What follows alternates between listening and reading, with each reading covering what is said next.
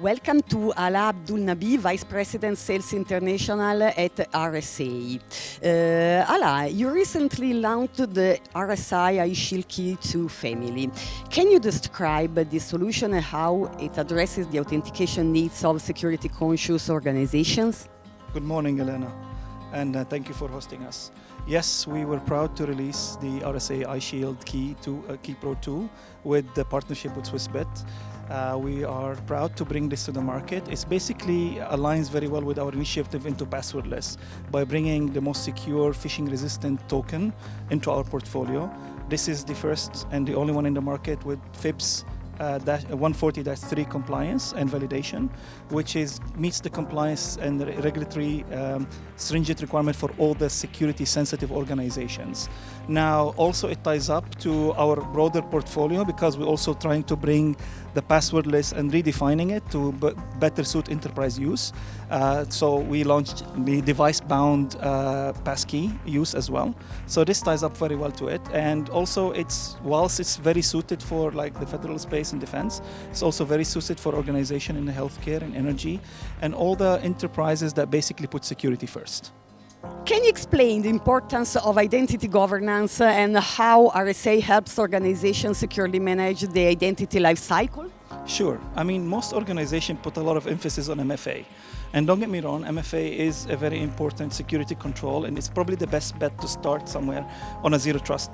However, with IGA, you have the option to step back and get the visibility before applying the control. IGA solutions, for example, allow an organization to understand the user access and who has access to what, which could prevent, for example, under attack, a lateral movement. Because most organizations under threat, they will get penetrated by leveraging an identity that is hacked.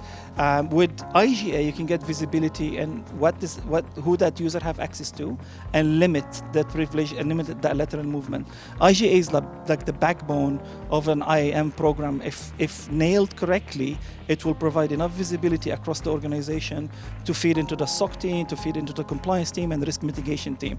So whilst MFA is crucial, I think IGA is really the foundation step to understand and get the right visibility on your user and devices across the network before applying the controls.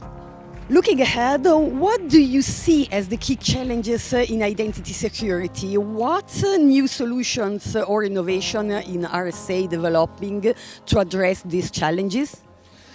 We can spend all day talking about challenges. There's a lot of them, but I'll name a few. One of the first one is actually the definition of passwordless itself. Passwordless on its, in the raw native state as it is right now, is probably very good use for individual use cases. However, when we apply that to enterprise, it needs a lot more controls around it to become viable for enterprise use. So here's what we try to do. We try to take a step by basically, for example, passkeys. It's important to nail the registration process, but at least applying minimum 2FA, and also understanding that device-bound passkey is by far more secure and more stringent and better suited for enterprise use case. This is challenge number one, is trying to bring passwordless into the enterprise. The second challenge, which I think is very, very crucial, is teams are overwhelmed by the data sprawl. There's a lot of users, a lot of devices, a lot of different network and different access. And I think this can overwhelm the teams and the security teams. So we are trying to address that by providing the right visibility all in one central place via IGA solution, and also controlling that identity lifecycle of the user, but also enabling the organization to prioritize. And what we mean by this usually is the team goes into the solution to try and look to what's happening. What we're trying is to make the solution smart enough to basically point or prioritize and allow the user to look into the relevant things at that day and prioritize their activities, because otherwise it's too much going on in the network. So we're trying with IGA solution to provide visibility, but also add analytics, AI-driven analytics to basically broaden the picture. And I'll name one more, lastly but not least. Because of the mobile penetration and different type of devices, it's also essential to have your solution be able to understand risk or it's almost like a real-time continuous risk assessment journey towards zero trust. And for that you need to apply a different, under the risk AI which we provide, you need to provide a lot of different controls and solutions across that end user journey, from whatever device they're accessing to whatever the resource they're accessing. So we've introduced, for example, mobile lock, which is a threat management monitoring solution and detection and monitoring solution on the mobile, without intervening with the user access to the rest of the mobile device, only caring about the user interacting with the authentication application. So if the user is at risk, it will basically revoke access or alert the team to act on it.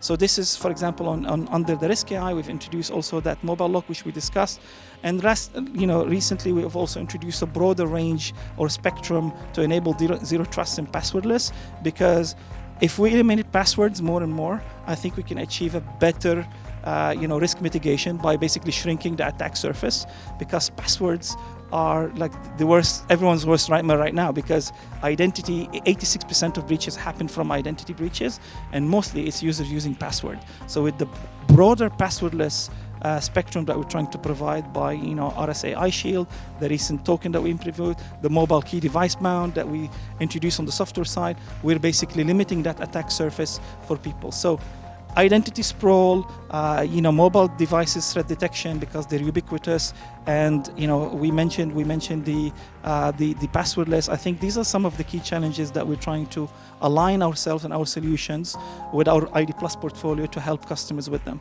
But obviously, as I said, we can spend a long time discussing this. So hopefully that addresses the question, at least briefly for time.